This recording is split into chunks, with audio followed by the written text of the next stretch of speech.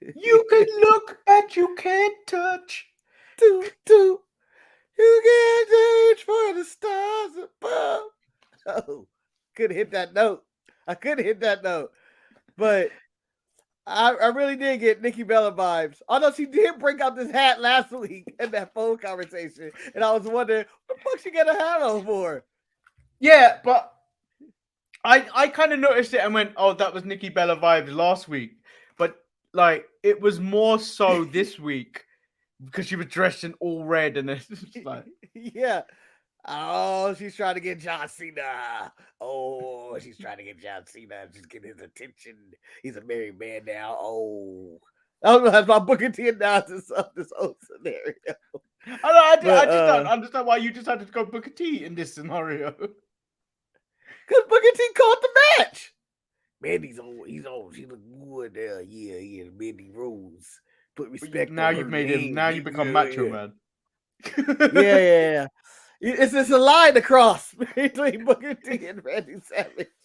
Where you don't know where you can get there. If you go too far, you're Randy Savage. If you go too low, you're Kane and a modulator. But Isla Dawn's here, Manny. You've been calling for her, spitting somebody's face. That's the way I mean, these are two Europeans. This just makes Europe just give bad vibes to Europe right here. Yeah, this is Euro crime. So close to the World Cup too that we're doing this. I wish that I could, whenever I start a new job, that's how I can make my debut. Just an impact, spit in the face of the person they're gonna fire. Not the first person gonna fire. I feel like you just gotta make a statement for the number one worker you got. Technically, she's the number. At this moment in time, Albert Fire is the number one contender. So if you're starting a job, you have to go for the person that's going for a management position and just spit in their face. I wish that if this was like the real workplace, if wrestling was like the real workplace, it would be wild. People making debuts the way they do. Who's that? I'll come up in a hoodie and a mask, go somewhere through a table, and then rebuild the mask. And they're like, I still don't know who this is. And then somebody would yell, that's Marcus the Grand Finale. What is he doing here? Wait. We're gonna talk about this in the open once we get through after this, because I feel there's more to this. There is more to this. So we'll be back right after this. I'm Shotzi Blackheart, the ballsy badass, and you are watching the Untitled Manny and Marcus show. Remember to like the video and subscribe.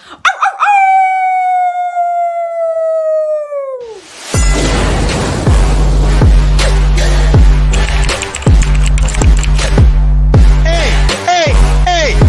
Oh! Check out the Marcus and Manny show. I hate you both right now. You guys are ridiculous.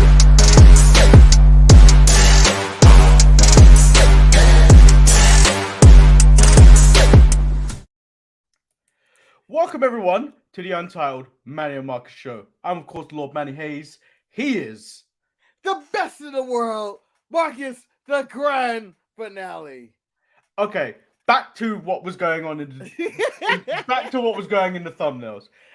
Yes. So you spit in someone's face, and then everyone's like, "That was Marcus the Grand Finale." But are you getting 3 to 4 weeks of pre-takes, or are you just coming up as a surprise like Isla Dawn? Or I want the pre-tapes.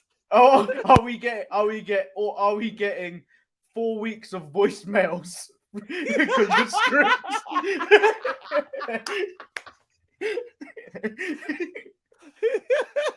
or are we did you get your emails? Did you guys get your emails this week? Yeah, I got my emails.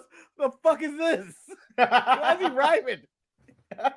Or we got Marcus on a beach, either doing the Kofi Kingston telling us about Trouble in Paradise, or we got him doing as Carlito spitting in people's faces that are not cool. No, because this is related to work, I'm gonna be doing William Regal's man's video. Chopping wood, working in the tree, squeezing orange juice, the whole shebang. It's just that I feel like that will be the necessary into this. I think we've got a new user here. Trekopedia. Hey. Nikita has got to dethrone Mandy at Stand and Deliver. I mean, I would like to see that. Who wouldn't mind seeing Nikita Lyons fight for that title? Oh yeah, me, because that shit will be bad. Could you imagine them in the ring? People are getting fired. They may fire B-Fab and Electra Lopez again over some that match happening. That's how bad that match would be. B-Fab, you're fired. What did I even do? Well, Nikita Lyons. You got fired by association. You got fired by association again. They made us remember why we fired you. Trekopedia went on to say she's not as bad. She's not bad. She's better than Zoe Stark. I don't know about that. I think Zoe Stark is a bit more accomplished in the ring. Hold on. In his defense, I will say Nikita has a better look, more assets, no, with pun intended, and it's probably better on the microphone. And Nikita is not good. Zoe's bad on the microphone.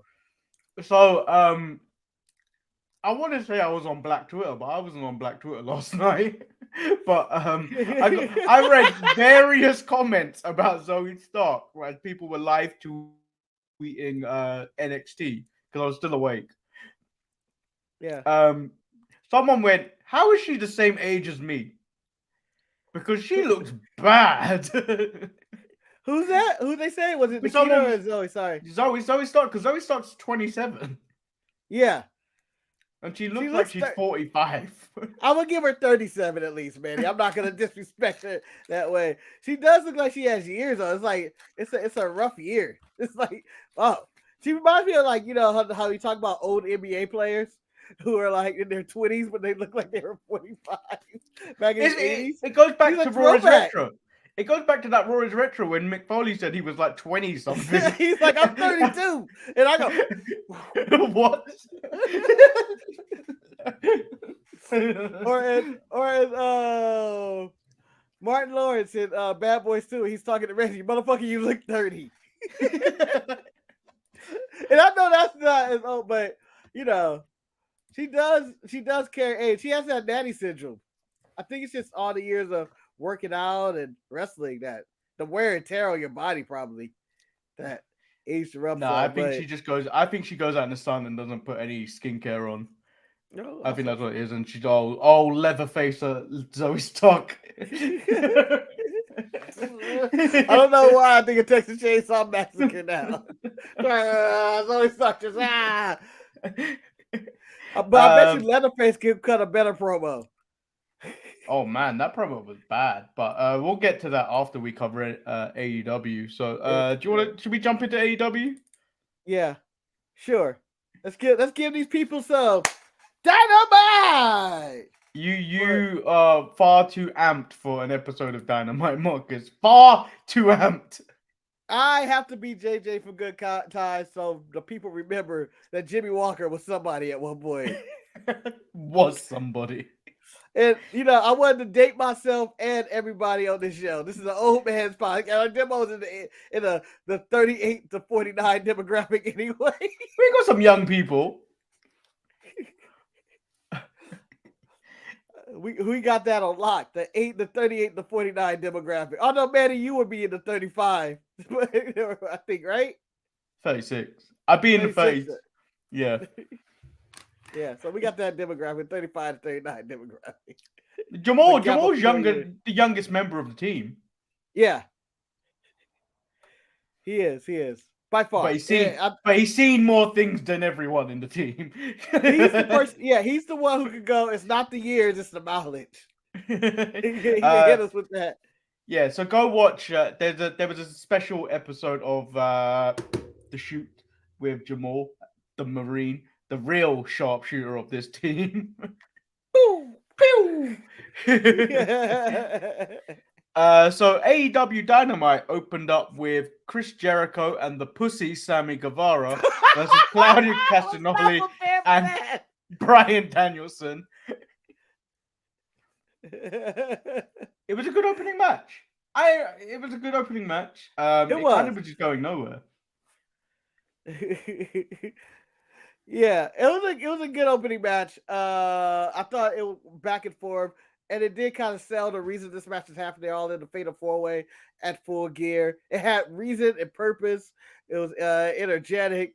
It was back and forth. I thought it was I didn't think it was gonna be as long as it was going. Like there were near falls. Like I was like, this match feel like it's for something.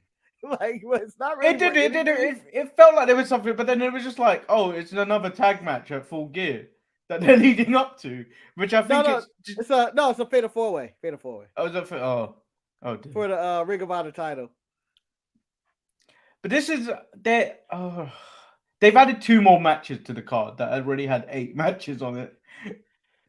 Yeah, but I also want to add that again to state this. Bryan Danielson has been wasted. He should be like the face of their company. They should have chosen him over CM Punk. He should have been the backup plan if CM Punk would have went insane. And Cesaro, back where you at. Back where you been in your whole life. Barely on TV. Barely on TV, teaming with random people, being amazing in the ring. And then back to the locker room you go.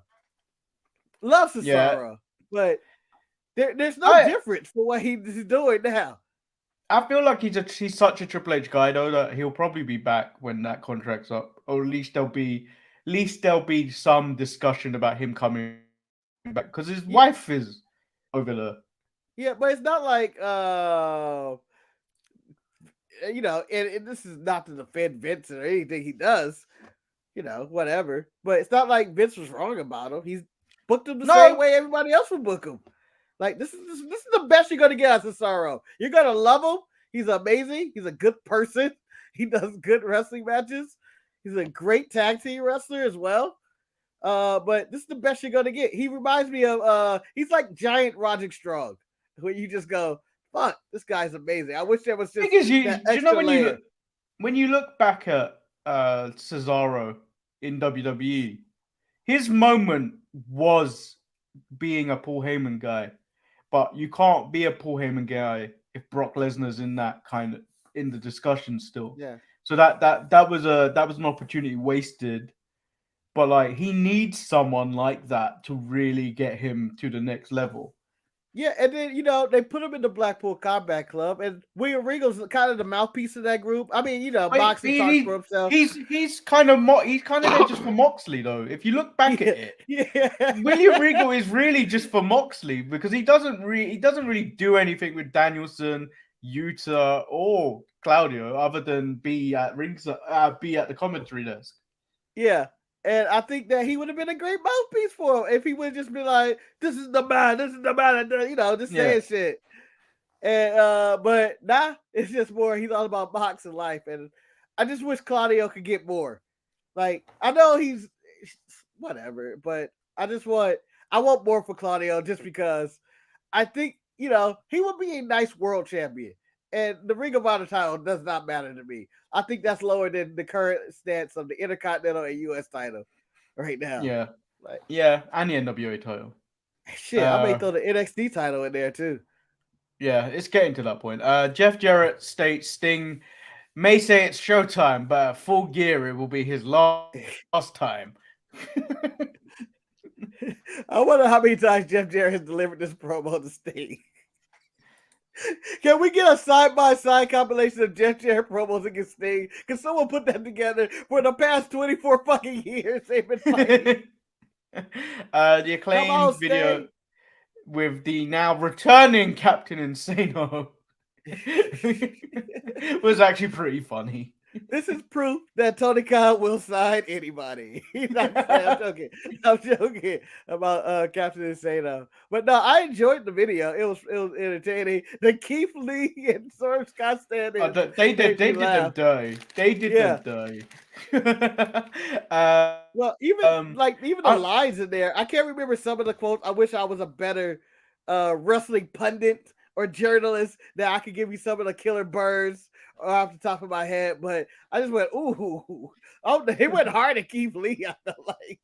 Keith Lee's done nothing wrong to them. Keith Lee is on their side. Yeah, and they did him dirty talking about the way he rap and talk and his weight. And I was like, what you guys gonna talk about Swerve?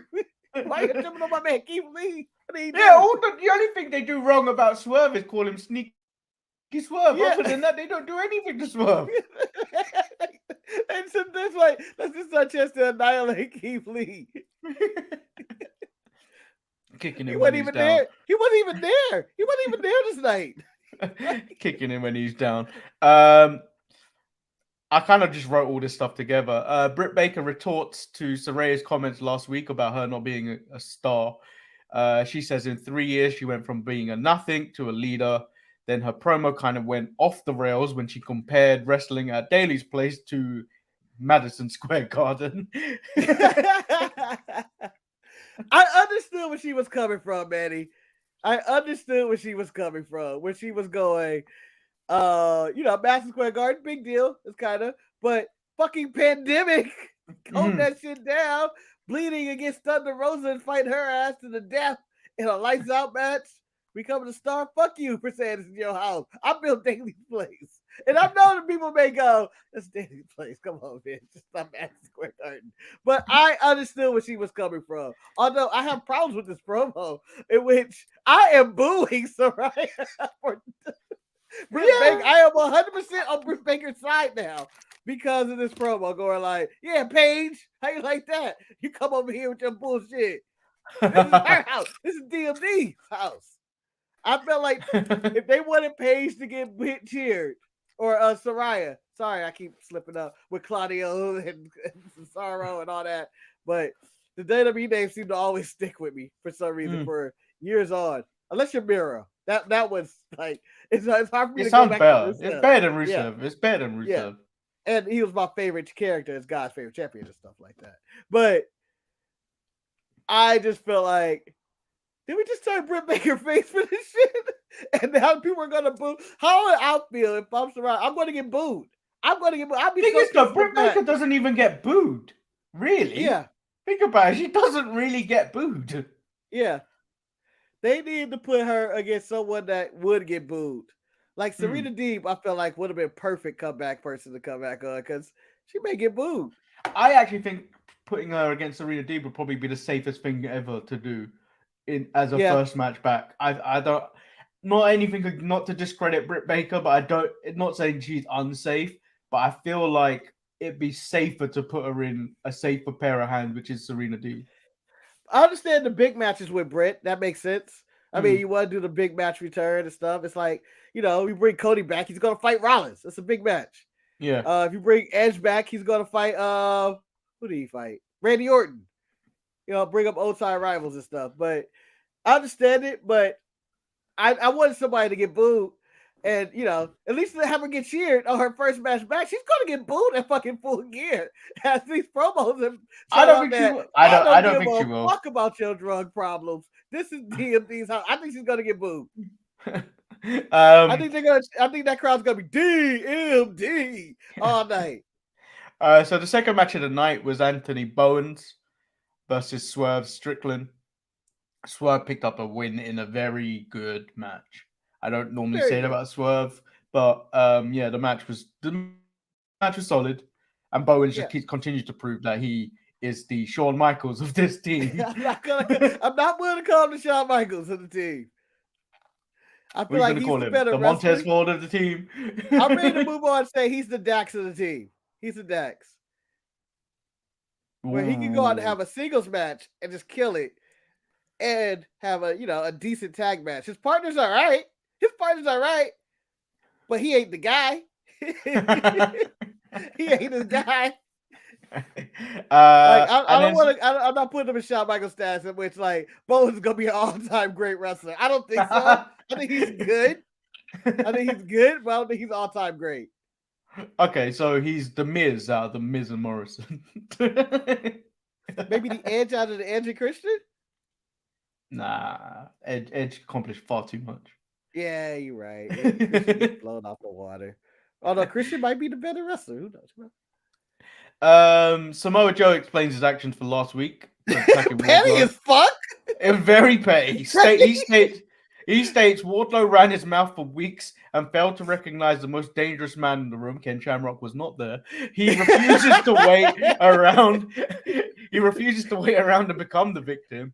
Powerhouse comes out, and as does Wardlow, and these three attack each other.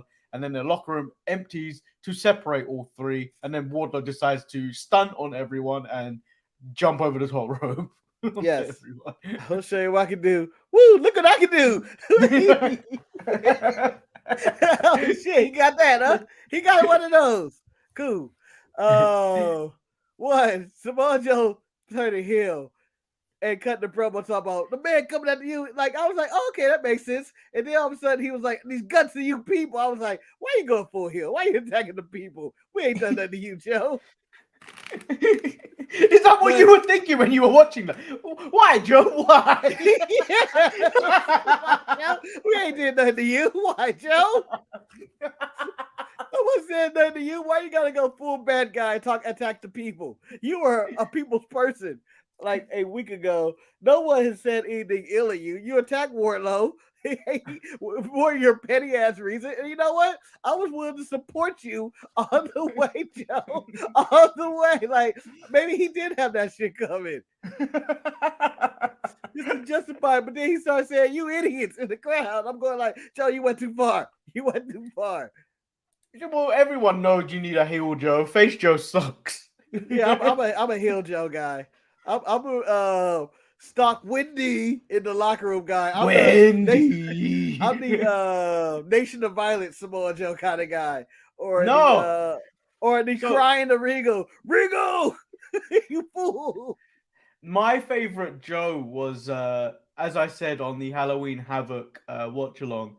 My favorite triple threat match of all time is that AJ Styles, Christopher Daniels, and Samoa Joe. That whole build of that, where Joe was carrying around a towel with both of their blood on it, that was maniac Joe. That is 100% Joe in his like prime. I think Joe's prime is Ring of Honor run champion into beginning of TNA run, and that's like the best of Samoa Joe right there. It was he's a monster. It was the trilogy, the trilogy with him and CM Punk on Ring of Honor that kind of was when he was at his peak at Ring of Honor. Yeah. And then when he moved into TNA, early days of TNA. And you just be like, damn, he's a fucking monster. Undefeated Samoa Joe. And that was the days where you didn't see fat men fly. Yeah. Or fat men without now all of them do it. And then when you go back, all of them do it. Joe was in great shape. Like you look back and look, he was in better shape than Solo Sikoa. I had hair. To go back to those times. Top Flight and AR Fox. I have no fucking clue who AR Fox AR Fox was. Been around for forever. Last seen it evolved, and been around 15 years. Very talented man. Trained a lot of people. They went off against Death Triangle. Death Triangle win in a pretty good match. Pac challenges the Elite and then started saying regarding their triumphant return at the expense of them and calls it ridiculous. And then they look to the Tron and then the Elite appear on the graphic. And he's like, oh, well done. Oh, finally, we have transparency. And if I was him, I would have been like, the fuck took so long for Tony just to tell me who I'm fighting? He knew it. Oh. They told down. He is. And this who Theory took the his Spanish fly, the springboard Spanish fly from. Because when I saw AR5, I was like, that's where Theory got that from.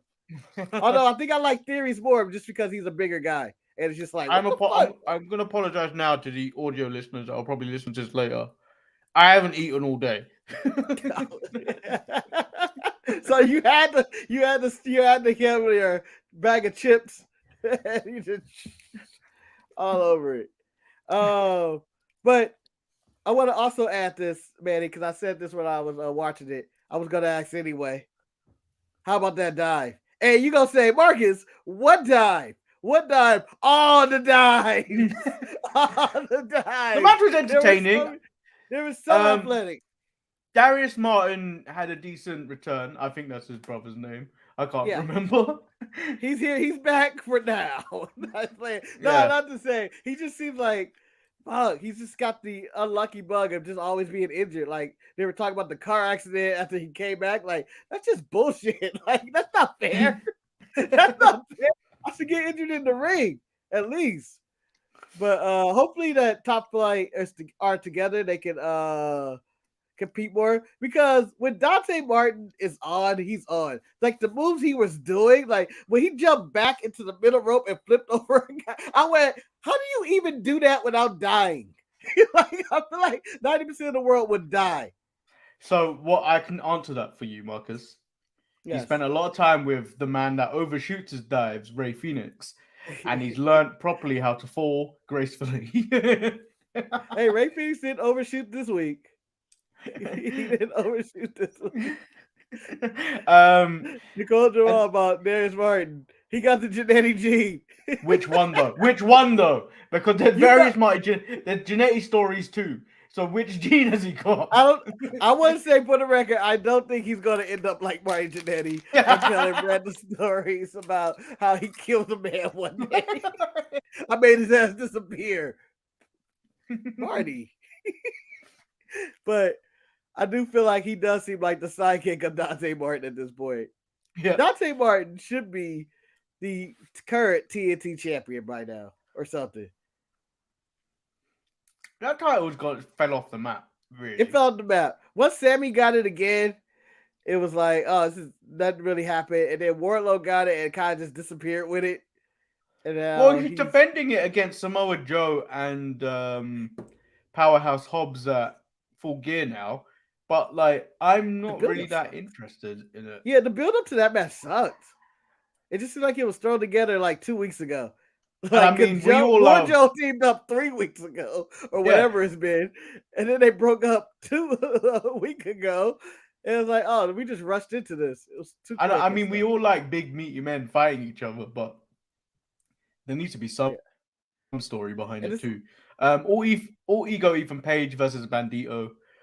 Another good match. Ethan Page wins, and he's going on to face, I think, the winner of another match to determine. Yeah, I don't know who the other match is. I can't even think about the tournament, but yeah.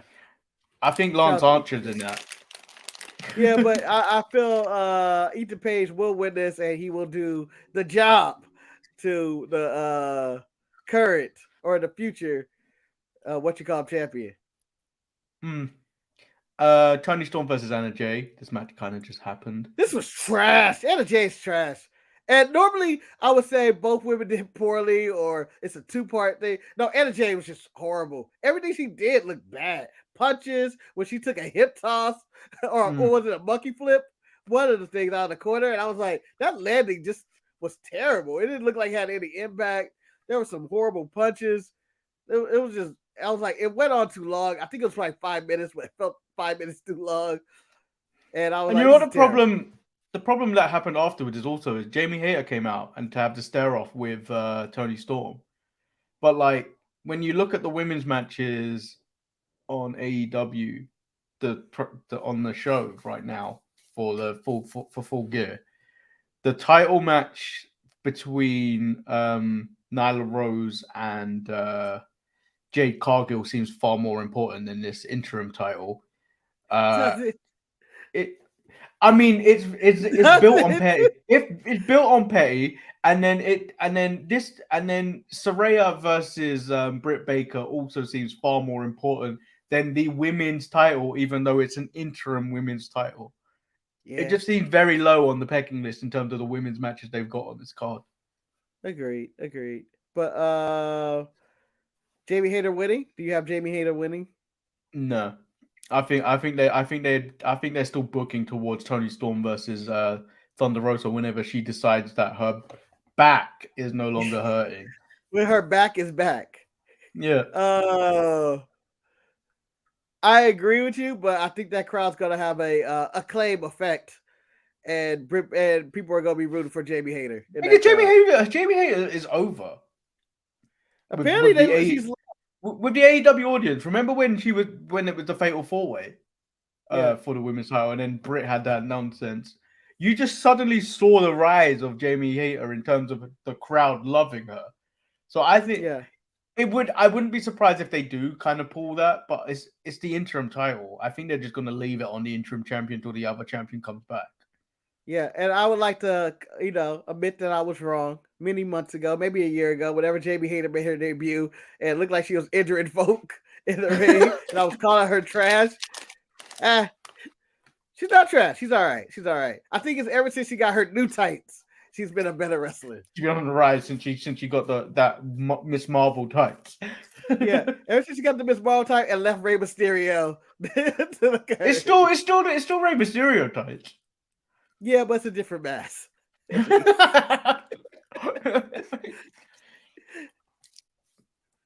John Moxley has done some research on MJF. He found out he's a good singer. He's had one win in the ring in the last 6 months. He came back after a summer holiday and was given a poker chip to the worst ending of a ladder match he's ever seen. From that research, he isn't shaking in his boots. Ooh. Says MJF is a kid playing wrestler and who is afraid that he might not live up to the hype. The firm attack Mox and Regal. Out comes MJF to make the save. MJF says he's not the same person that originally faced him, and he needs that belt more than food and water, and it's his time. All right, Manny, I want you to go with what's your takeaway from all this? And I will tell you, although Donald said I said all this. What's your takeaway from this? It's basically this comment from Trekipedia. I was waiting till we got here. Okay. He's over under on your guys Regal turning on Mox Saturday. This is the end game because you saw the way Regal was just standing in the middle of them. It's like Regal seems to be going either way. Yeah, and I already see the vignette of MJF explaining his plan from the word jump. Like even the save, he comes out, he's all jacked and he's doing clothesline, one punch. Minimal damage to these people, kick to the nuts to Morrissey and dropped them. It felt like a stage run-in save. Like to me, whatever you think about wrestling, but I felt like it seemed like you could go back and look at that footage and be like, I didn't really hit this guy. You think I really hurt these guys? That's Lee Moriarty. He's the fucking monster. That's Lee Moriarty. I can't hurt him. I feel like he'll sell it. I feel like he'll sell these people. That's W. Morrissey. I couldn't hurt Big Bill and all that. But I feel like all these people are gonna beat the living shit out of Jon Moxley. But it's gonna be William Regal in the end with the power of the punch that actually do him in. And MJF is gonna claim he won clean. So what I think is instead of the Nux, William Regal is actually gonna use the diamond ring. Yeah, that's my thinking.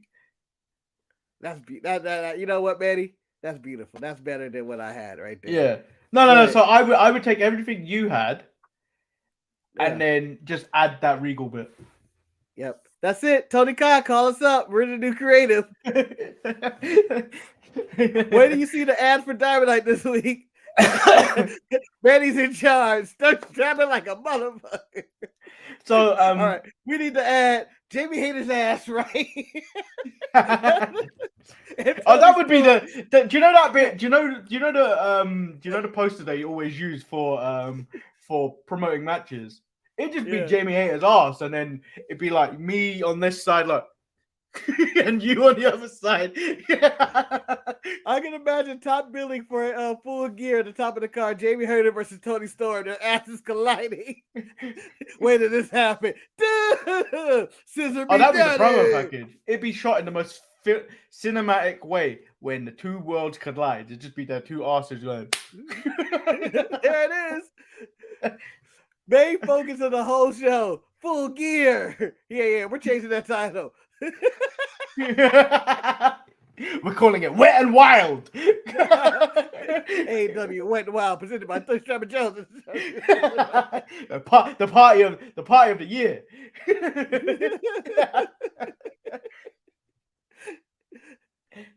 What do you think of the video package they did promoting some of the matches for Full Gear? Because I don't feel it feels like they did it properly this time. Like it didn't feel like a whimper into Full Gear. Like it feels like they tried to at least promote it.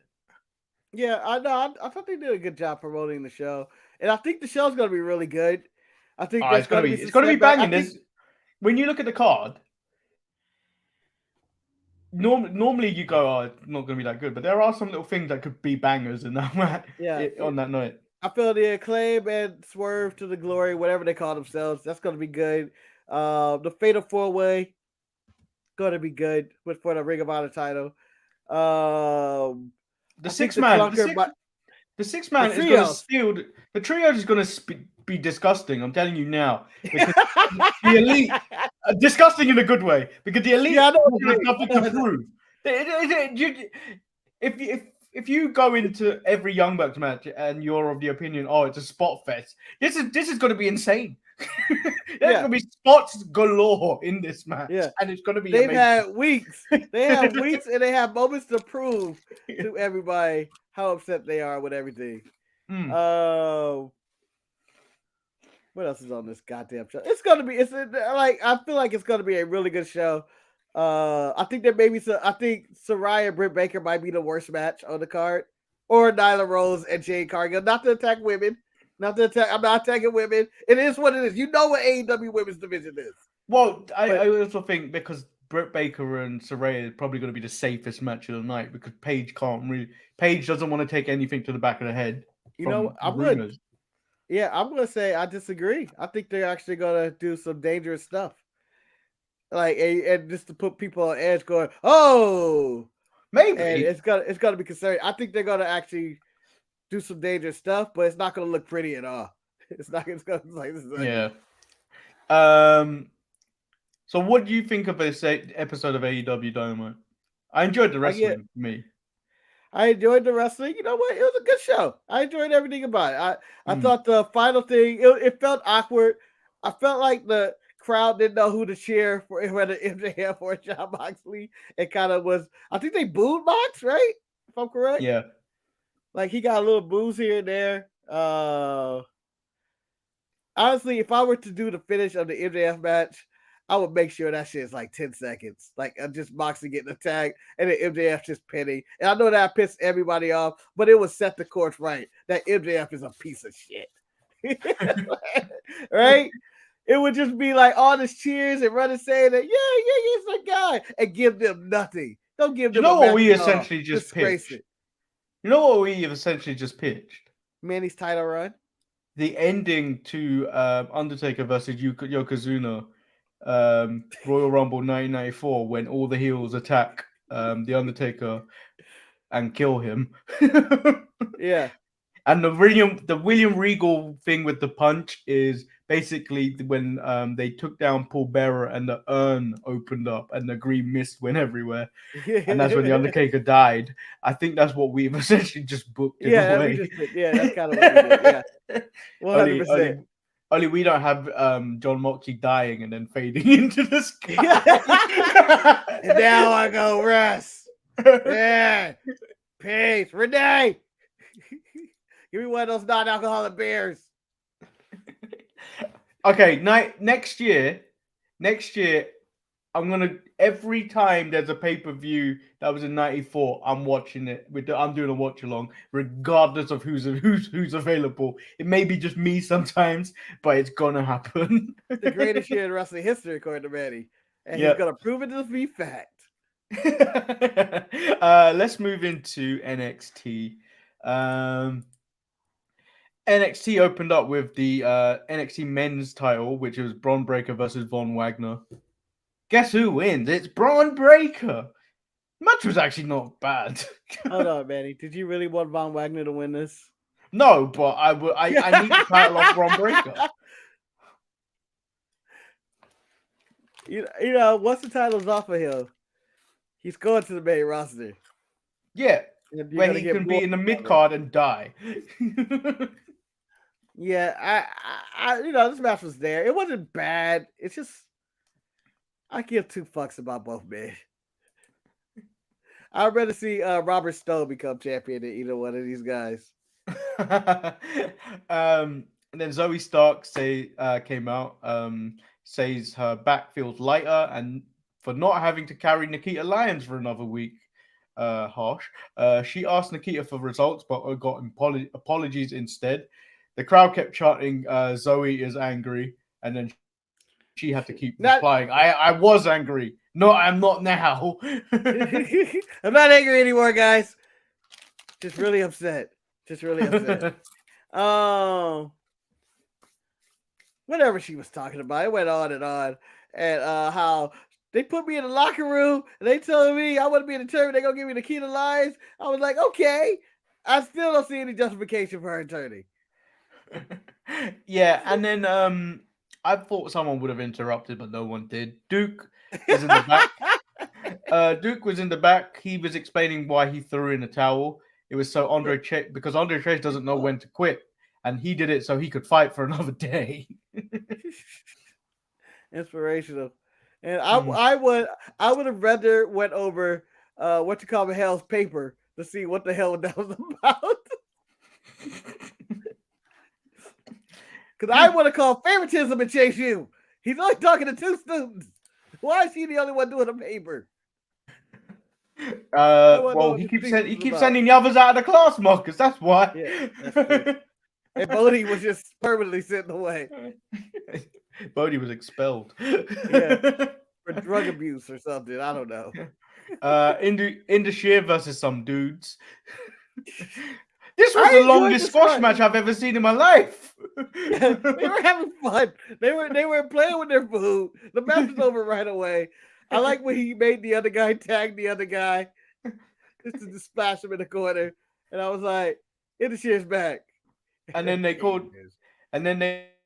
said they aren't respected in India. They're treated as celebrities, so they are out to destroy now. And then Julius watches this, and I saw nothing but racial intent. Well, they did call out Diamond Mine. They called him out. They called the Creed Brothers like, oh, they're standing here. I don't know why I went to that voice. That's not how they sound whatsoever. They're just standing here, and we gonna whoop their ass and all that. And I was like, right on, kick their ass. I just need to address something. I'm skipping this pay-per-view. Jeff Jarrett being signed is too much. I'm just saying it's one match.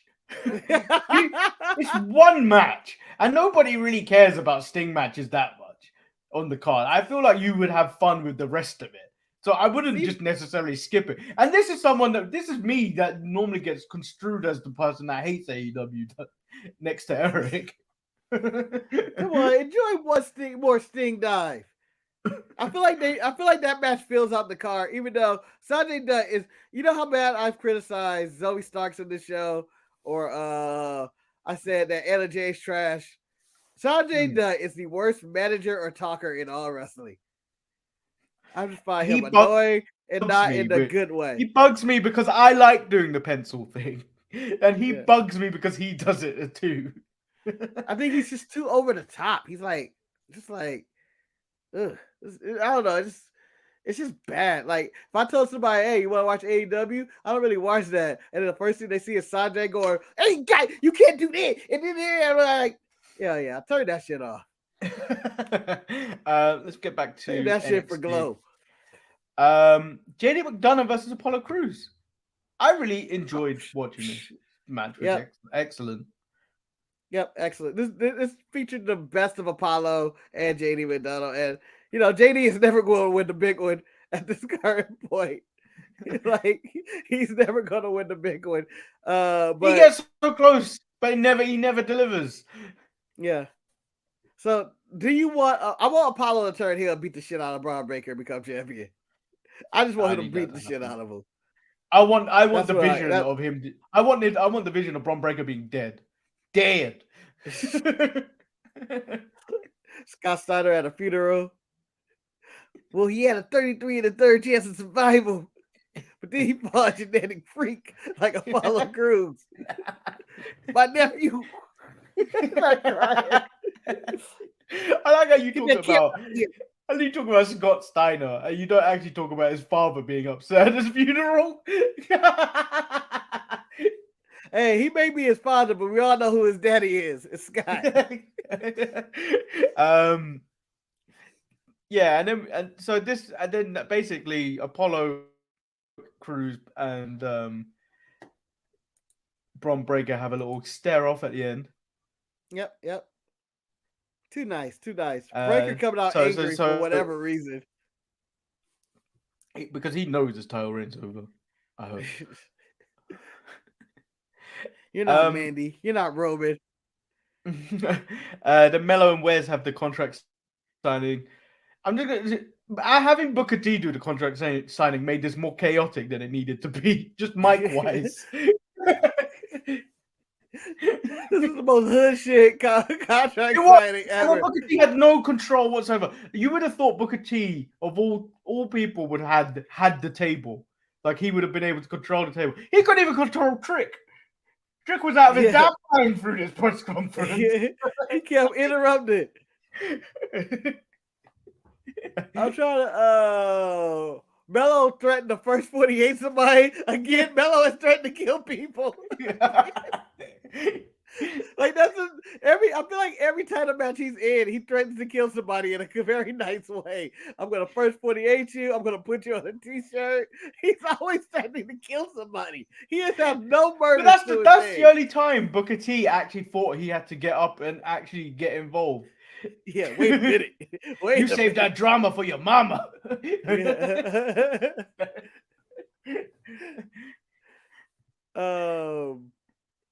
But I enjoyed the contract signing. I know it went without violence, but I thought the words from Mello to Wesley said nothing. I feel like Wesley said nothing. Wesley did nothing. It was all Mello. Yeah.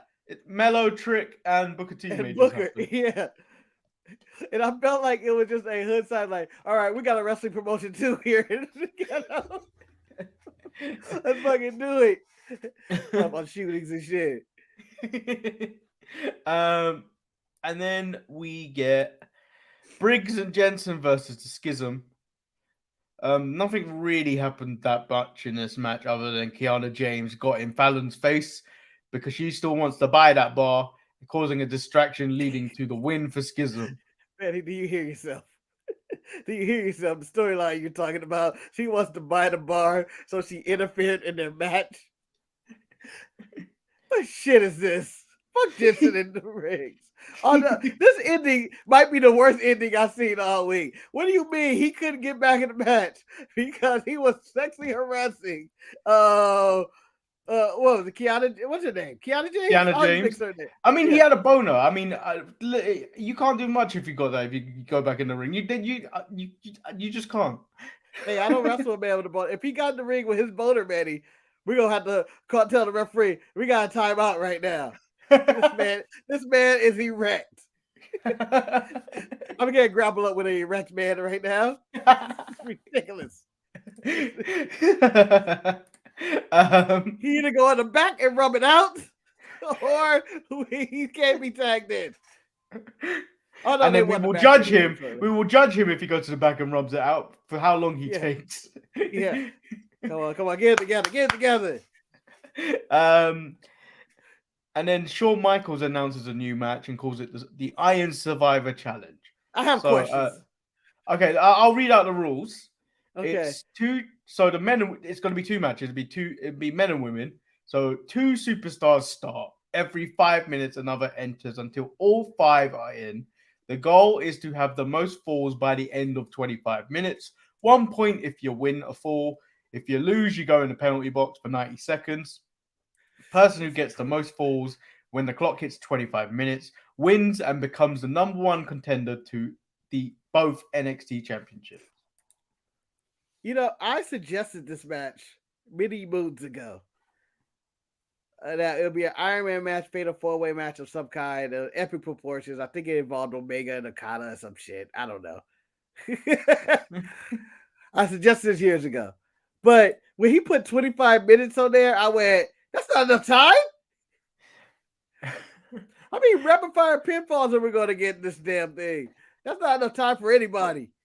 That match needs to be an hour at best. So for me, this match basically is the King of the Mountain match Yep. Also, with champion with the scramble rule. What was it called back in the day? yeah, It was the scramble. it was But I remember the for the hardcore title had a match. Hardcore Yeah, title championship scramble match at WrestleMania 2000. I want to say where where everybody gets shot. yeah. So he's basically just made that and just slapped a new name on it. And I'm like, 25 minutes, no shot. That's like a new wrestler comes out every 5 minutes, right? Yeah. How many people in this match? 5, I think. But you're at a disadvantage if you come out. Yeah, if I come in last, like, what the fuck, man? This guy got 3 wins. I think the strategy would just be beat the shit out of one guy and everybody can get a pinfall at the same time. That's not good strategy either, though. Yeah. That's also true. I don't You even, gotta hope, like you gotta hope your tag partner or something's in this match and you just go for pins. Yeah. Pano, get in the game. Pano, get me back in the game. God damn. And then we get Indy Hartwell versus Tatum Paxley. The lights go out at the beginning of this match and everyone just ignores it. I don't know if that's part of the show or if it's an accident. It flickered. I thought it was scripts or some shit. No, because he happens afterwards. The match was fine, but the ending was trash. You thought the ending of the last match was bad. This was awful. I don't even know. So she took off the mask and then hit her and then pinned her. Well, it's a broken nose. I mean, it made sense. This is where I was upset with this thing. She comes in there. Indy Hartwell used basic strategy. Oh, the partner I'm fighting is injured. I should take advantage of that injury. Here comes Goody Two-Shoe, Roxanne Perez. Indy, what are you doing? What are you doing? You could have really hurt her. We're fighting, bitch. What do you think we're doing here? What are we doing here? How is Indy in the wrong here? We're fighting, but you could have hurt her. We are fighting. Imagine someone in the UFC, you get interviewed. Joe Rogan comes to his man. Hey, man, what you doing? You punched that man till he was unconscious. That's what I'm supposed to do. That's what we're doing. We're fighting. What am I supposed to take it easy on them? Not try to injure people? No, we are fighting. We're trying to injure each other. I don't understand what you're trying to do out there. I don't know what wrestling matches you've seen where people don't fight and no one gets hurt. But that's what I'm doing. A lot of these moves render people unconscious. So hurt you. So on Tuesday's show, when we covered the Dana Brooke versus I can't even remember who she faced match. I think it was Io. What Nikki Cross? No, it was Io Sky. It was Io Sky. Oh yeah, she didn't get the Nikki right. Yeah. They played that Dana Brooke thing, and I recall saying, if you're upset about the 24/7 title and everything you accomplished with that title got thrown in the trash, I'm Triple H. I'm calling you in the office. Just that promo alone, that back promo between Roxanne Perez and Indy Hartwell. I'm calling Roxanne into the office. I'm like, you need to toughen up, bitch. You toughen up and get some edge. She takes that wrong and ruins the Beth Phoenix Edge relationship. But anyway, well, she didn't hear that advice. You naive 19-year-old girl or 20 or whatever you are. How dare you question what Indy Hartwell did? Indy did nothing wrong in that match but win. And he's on a winning streak.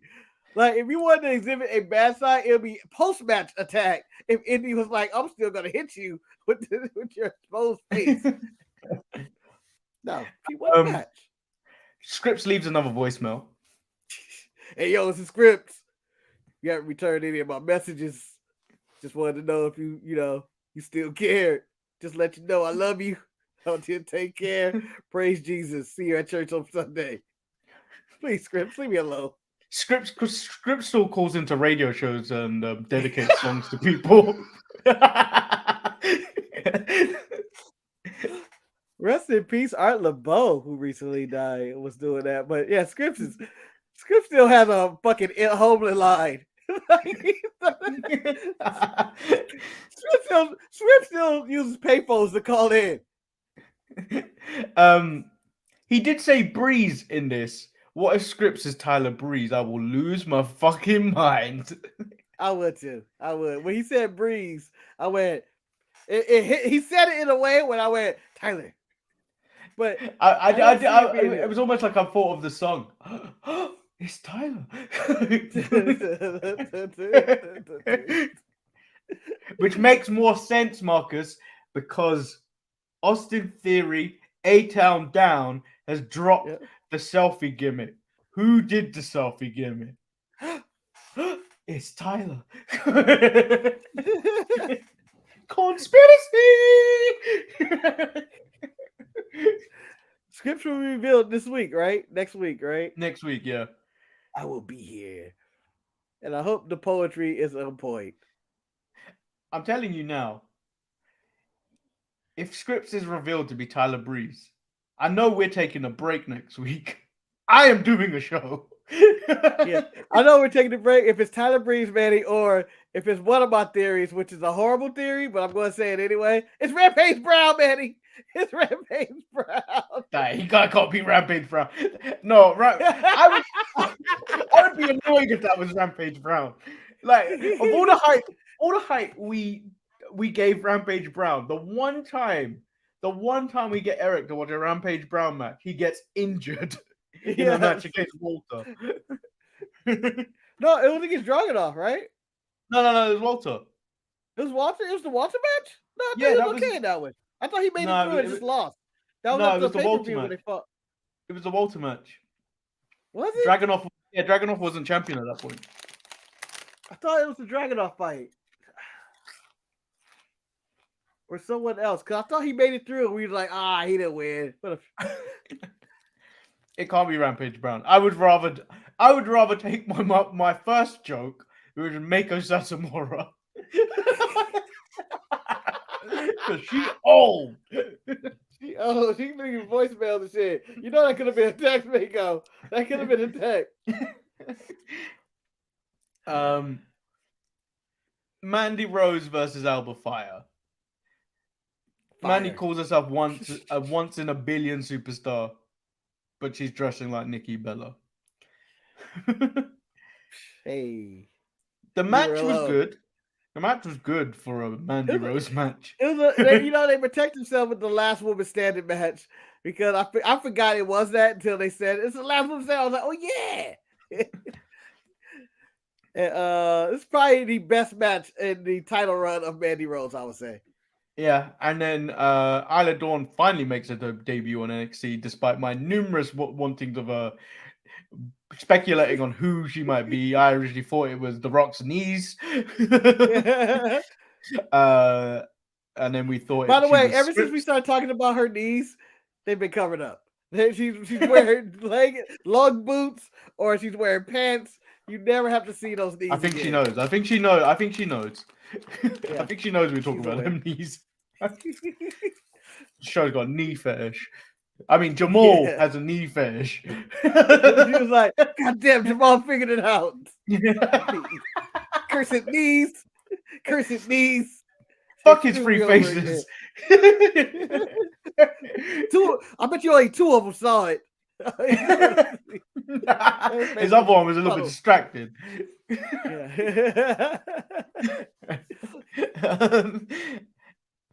And then, so Alba Fire climbs up the ladder. She gets misspit in her face by Isla Dawn, and then she shoves her off the ladder through the announce table, allowing Mandy to pick up the win. Manny, I figured out who Scripps was. Who? It's Noam Dar. Is it? I have Noam Dar. It kind of fits. It's better than Rampage Brown, but it fits. Marcus, Rampage Brown is probably your worst take on the show. I know, that was fun.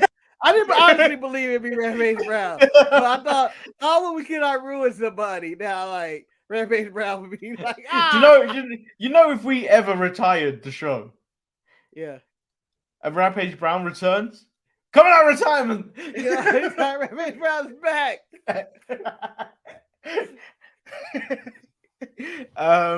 Yeah, so that was kind of NXT. NXT kind of had its good matches here or there. What about you? It was a so-so show.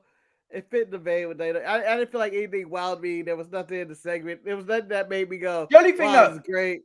The only thing that wowed me was that JD McDonough versus Apollo Crews match. Yeah. That was the only really, like, excuse me, like, banger of a banger match. Although I did enjoy Big Bobby Hobby's promo in the back, calling out all the injured and suspended superstars. When he called out Gallus, and I didn't go for him. I thought, because in his heel mind, he thought all these people were active. Yeah. And then Mackenzie is there being a bitch. Yeah. He's like, why are you ruining this for me, Mackenzie? I'm just telling you facts. I enjoyed him back before. And at that moment, I realized Big Body Hobby might be a player. He might be a guy I'm going to be entertained by. Because I love how delusional he is. Yeah, so... Yeah, it was kind of here and there.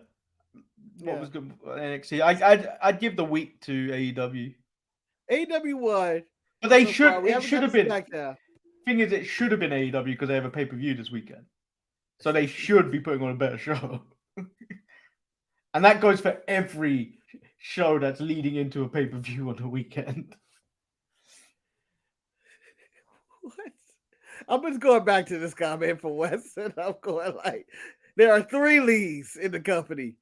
There is Lee Moriarty, there's Shoney Lee Johnson, and there's Keith Lee.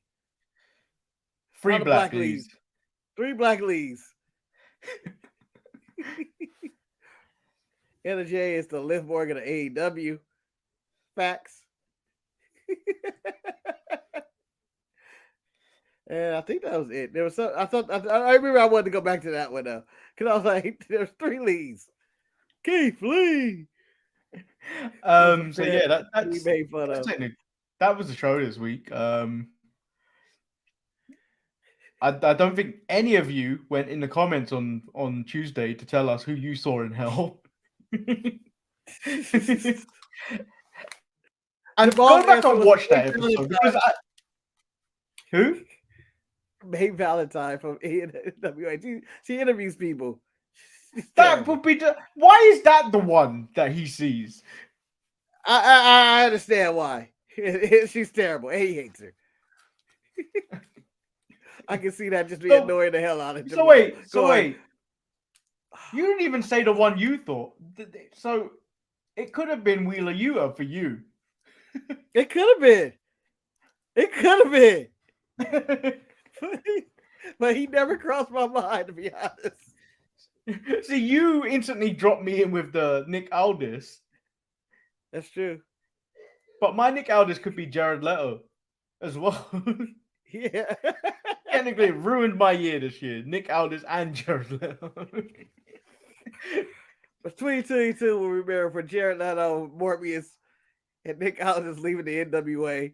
Nick Aldis entering just the for WWE. Existing. Nick Aldis just for existing. Nick Aldis ruined the year because he existed. Yeah. Tune in tomorrow for Roy's Retro. Me, Marcus, and Eric will be back on Saturday. I think he hasn't got anything going on this weekend, does he? Random. I don't know. Maybe he was going to go fight koalas in the forest or some shit. I don't know what he does anymore. I mean, we'll be back with Cold Case Cecil. Yeah. Now he's taking thirst traps in the graffiti-filled rooms or something. I don't know what's going on. This guy's life. He loses a couple of pounds, and all of a sudden he loses his mind. Or maybe on Tuesday we find out Eric is Scripps, and that's where he's been this whole time.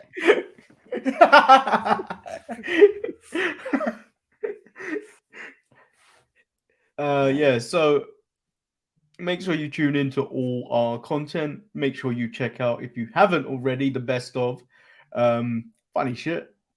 Funny shit. Low numbers all around though for all the reviews. Every show has kind of bombed this week. Yeah, but the best of didn't do numbers. At least 300. I was like, oh man, we're in trouble. Well, thing is, it was at 200 on Monday, and then suddenly it back at 150. I was like, what? And by the way, shout out to Tyrus, who was never making an ETE cover again. You're a bum. You're a bum. Yeah, but ETE, the numbers normally pick up after the Saturday show. We'll see. Next week on ETE, we're covering Impact Wrestlers Overdrive. ETE is packed. If you like wrestling outside of AEW and WWE, for this month alone, insane. There's a lot going on in November. Yep. So Marcus is going rogue next week because everything is on hiatus next week. Except Marcus, who is probably going to do an ETE. Yeah, there's no reason not to. Which means if he tries to claim ETE is the highest rated show that week, it's because it's unsanctioned, so it doesn't count. Two weeks in a row. 2 weeks, 2 times this year. ET will be the highest numbered show we got. You can't claim that 2 weeks in a row because it was an Untitled Manny and Marcus show with ETE as the second week. I like to think we had top billing. We had top billing that day. No, you didn't. You're the ECW and you know it. And ECW. SmackDown versus Raw and ECW. And ECW. I guess we run this third show.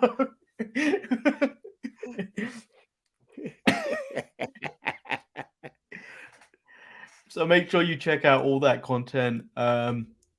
And we'll be back tomorrow. I don't know why I want to start the Saturday show with scripts, and it's just us on a voicemail going, "Hey, anybody got to pick up? Anybody got to pick up? Why don't none of you answer your goddamn phone? Click." I don't know why that would be funny to me. Marcus, I think we should do that for the Tuesday show. I think we should record this after now and then make that the Tuesday show. Outside of performance, we have an image outside of performance center. The Sharpies leave voicemail on the hey, I want to talk to Big Body Javi. Hey, is Big Body Javi there? Is Big Body Javi there? Hey, this is Marcus and Mandy. We want to talk to Big Body Javi. Hey, just like one of those troll voicemails. Incoherent. Oh, that script is well written together. Ours is incoherent. Who do you see? Who do you see when you go to hell? Who do you see? Who's in that chair? Mayor Kane. Mayor Kane. Mayor Kane. Jared Leto. It's Morbid time. What did you guys think of Morbius? The quest to 400 subscribers, we will watch Morbius at Forbius. Can't I wait. have to suffer. Marcus has to suffer. I chose not to. And I think we shouldn't eat for 24 hours and make this a monster balls, man. Shawn Michaels is bringing back all the hits from TNA. Why not bring back the monsters balls, man?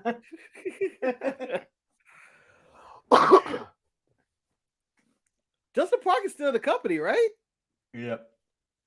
Yeah, bring back the Monsters Ball match.